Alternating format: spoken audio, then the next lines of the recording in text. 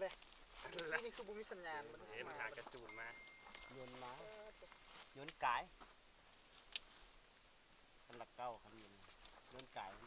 มันหากระมาใจเย็น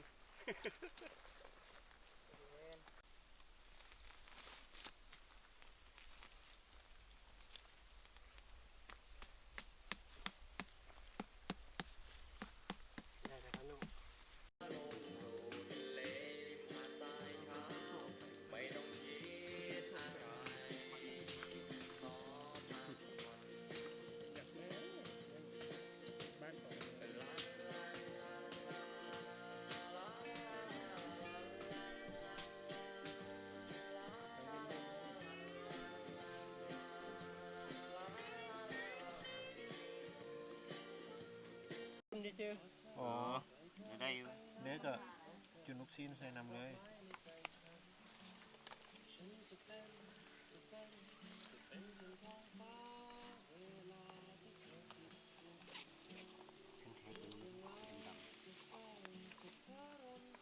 บอกว่ามันจะขาดแบบอุ้ยบวยหมดเลยใช่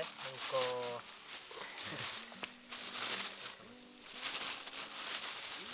เฮ็ดปิ้งใส่ไม่ไทยหูขาดเลยมันหนักอย่างอันพวกอุปกรณ์เสริมเลยอันนี้ใส่ของฝากกันดิที่อันนี้เรียนลงทีอันนึงทำบ่มากกันคือจังสิว่าบ่ใส่เขาสิว่าจำได้ซะจำแล้ววะนั่นหนูใครเป็นลูกอยากใส่ซะ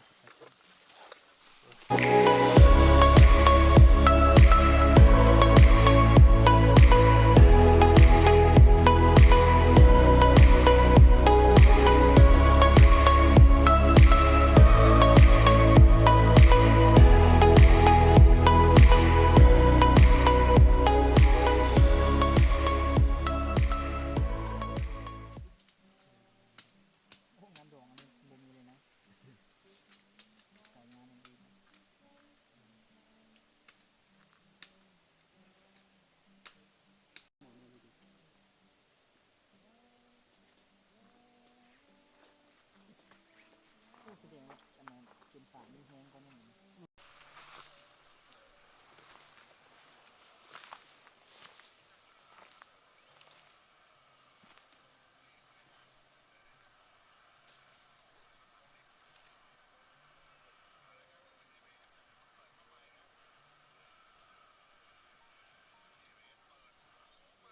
เอ้า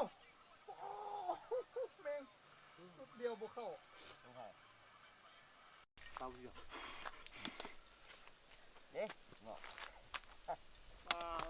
งามคนนี้บ่มีเห็นแล้วบ่เคยเห็นงามเว้ยแต่ว่ามันเป็นม่วงเป็นขุดดีเล่นบ่เด่นบ่ตั้งแต่ไปเที่ยวมาอยู่ในงาม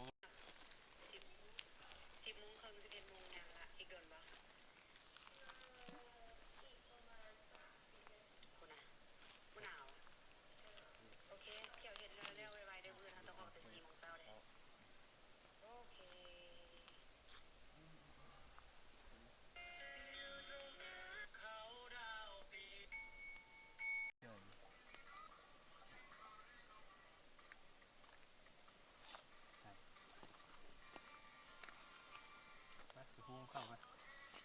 น้ำมันก็เข้าน้ำมันโอ้โหติดไข่ต้มยใครอยู่เพื่อนคนเลยร้อนลงนะ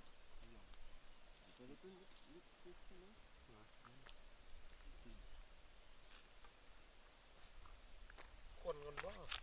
ปีละ จืดกินน้ำกันแล้วแหละนี่คุณนั่งแก้เสือกล้ามเลยอันเราบ่อยู่อีหลีโอ้เจ๊เขาช่วงเว้ยย้อนเฉยโอ้ยบูดาวฮ้อนพี่แต่เด็ดผมทางนั่งกับข้างย่างฟังไม่เห็นตะเวน เห็นตะเวนมาเลยดิตะเวนคิดว่าสิหนาวโอ้อุ่น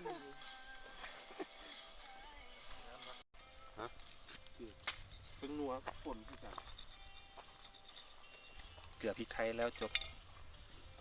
เกลืออีก เขาเจ้าเอาเสาลักส่งมาตั้งนะสร้างอยู่นี่อยู่นี่เพื่อมากับอะไรครับเอ๊ะบอลจุดอันเขาเจ้าอันแคมนะตุน คะแนนพี่คอยเมียนฝากนั้นบนนี่เมียนเนี่ยเด้ แล้วมีวันหนึ่งถ้ากูมีได้กูมาละ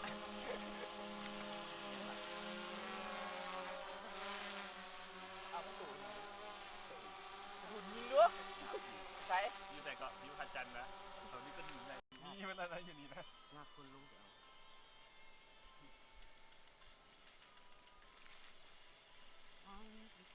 ชอบคือไฟ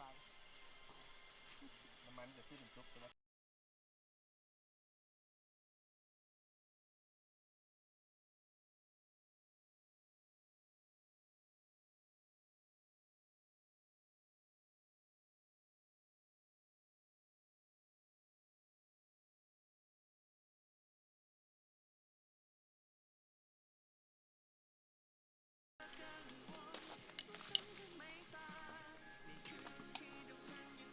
2 ชั่วโมงครึ่งก็ฮอดนี่